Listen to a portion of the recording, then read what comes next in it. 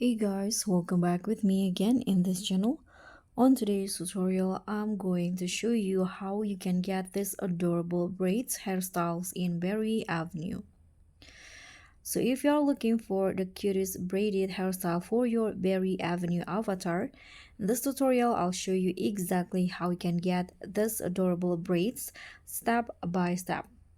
So what you need to do here is just go to the avatar customizations menu, click on the arrow, go to avatar, and then you can just click on the menu, choose body, and choose the hair. And let's remove the current hairstyle first. Now on the search bar at the top, you can just use this city girl braids. Hit on enter or search, and then you can just choose which braided hairstyle that you think fits with your style.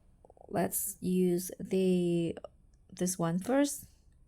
You can see or preview the results on your avatar, how it looks like. If you don't like it, you can always remove it and choose the new one from here. Let's use this one for example. Okay, so just choose which one for your avatar. I think I like let's use the dark color.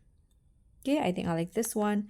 You can tap on that, and this is the braided hairstyle for you.